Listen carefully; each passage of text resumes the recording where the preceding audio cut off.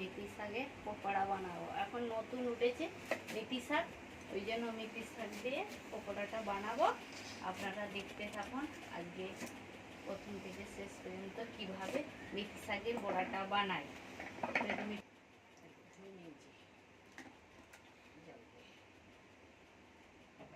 বড় বড় কাটা হয়ে গেছে, একটু বারিক করে কাটতে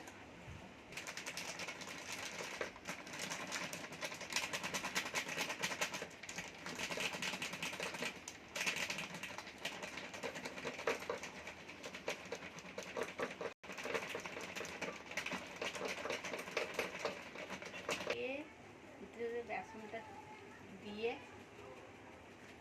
দিয়ে ভালো করে মাখিয়ে নেব।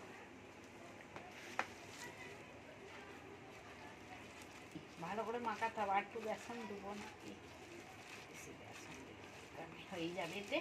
এরকম করে আপনারা মাখিয়ে মেথি শাকটাকে ভালো করে মাখিয়ে নিই, তারপরে পকোড়াটা বানাবে।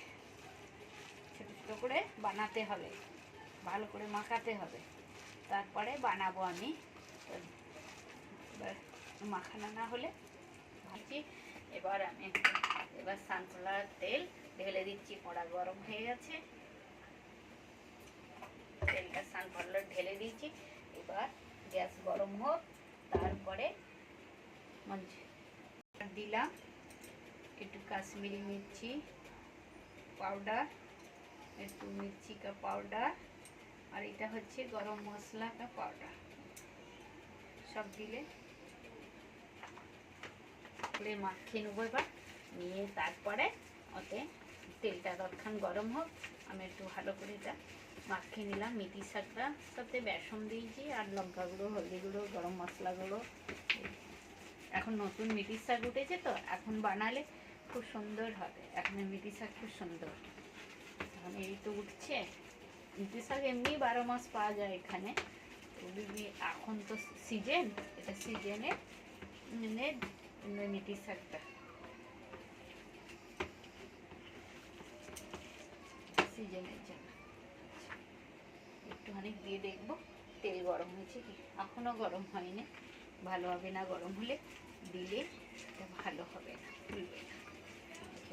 এরকম মাখিয়ে 5 মিনিটের মতো, 1 মিনিট 2 মিনিট যে যেরকম পারো দেখতে থাকো। এরকম ছোট ছোট করে তেলের মধ্যে দিয়ে দিবে, দেখবে এত সুন্দর ভাজা হবে, একবার খেলে বারবার খেতে ইচ্ছা করবে। ছোট ছোট করে এরকম বড় বড় করে, কেউ বড় দেয়, আমাদের ছোট ছোট করে দিচ্ছি। আমি একটু এরকমই বানাচ্ছি। মেথি শাকের রুটি, মেথি শাকের পরোটা, অনেক কিছু বানায়। আমি আজকে মেথি শাক দিয়ে পকোড়া বানাচ্ছি। এখন যা নতুন নতুন সব জিনিস উঠছে, এখন তো এই মেথি শাকের বেশি সিজন, এমনি 12 মাস পাওয়া যায়, তো 12 মাস এখন এইটা সব সময় বানাবে। আমি তো ডাঁটাগুলো দিয়েছি, খেতে ভালো লাগে। আপনারা পাতা দিয়েও বানাতে পারবেন। আমি ছোটো ছোটো কচি ডাঁটাগুলো এর সাথে দিয়ে দিয়েছি, ভাজা হবে। তারপর আমি এই দেখুন,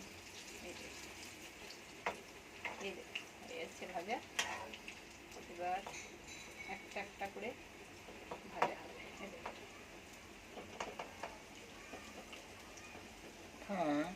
ভাজা হচ্ছে করবে, তবু ভালো ভাজা হবে, নাহলে ভিতরটা কাঁচা হয়ে থাকবে, কাঁচা হয়ে থাকবে। মেথি শাকের সাথে ওই বাদামের যেটা বানাটা কি বলে, ভালো করে ভালোভাবে ভাজা হয়ে গেছে।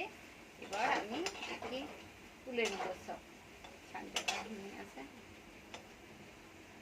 আমি তেল ঝেড়ে ঝেড়ে তুলে নেব। একটা পড়ে গেল, এটা একটা একটা করে তুলে নিলাম। ভালো ভাজা হয়ে গেছে, একদম ভালো ভাজা হয়ে গেছে, ফেটে গেল।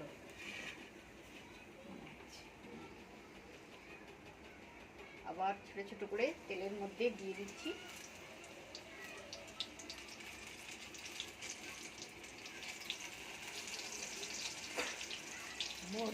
তো এটা দিচ্ছি একটা একটা করে। এই দেখুন, এরকম ফটাফট দিতে হবে, নাহলে এক পাটটা অন্য কোনো ভাজা হয়ে যাবে, আর লাস্টে কোনো কাঁচা থাকবে। ওই জন্য আমি তাড়াতাড়ি করে এতে দিয়ে দিলাম। বাস, ভাজা হয়ে গেছে, সব দিয়ে দিয়েছি। এতে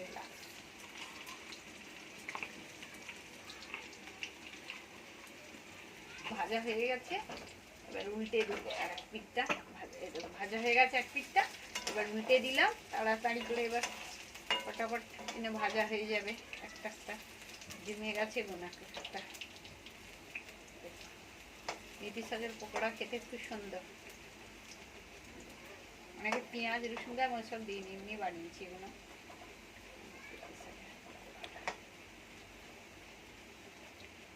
পালং শাকের পকোড়া খায়, মেথি শাকে, সব শাকেরই হয়।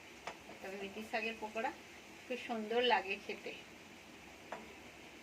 তো ভাজা হলে তো তারপরে আস্তে আস্তে তুলব, এখনো ভাজা হয়নি, হোক আস্তে আস্তে।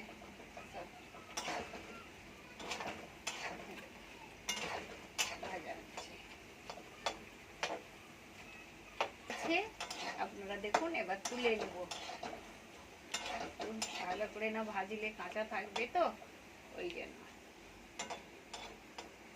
এবার ভাজা হয়ে গেছে, এবার গ্যাসটা স্লো করে আমি এগুলো তুলে নেব। গ্যাসটা বন্ধ করে দেবো। গ্যাস বন্ধ করে দিলাম।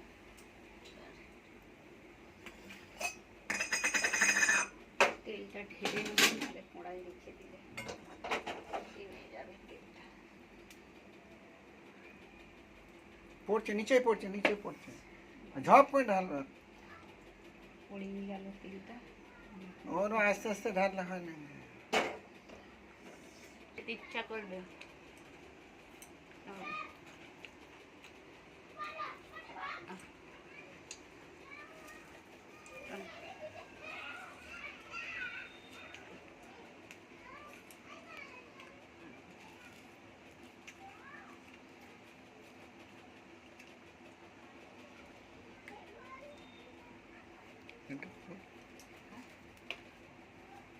নেবো না।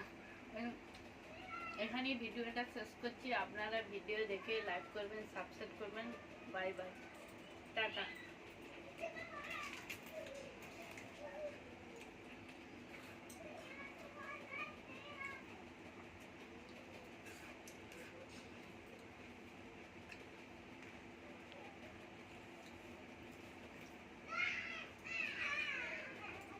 আর খাবো না, রেখে দিই।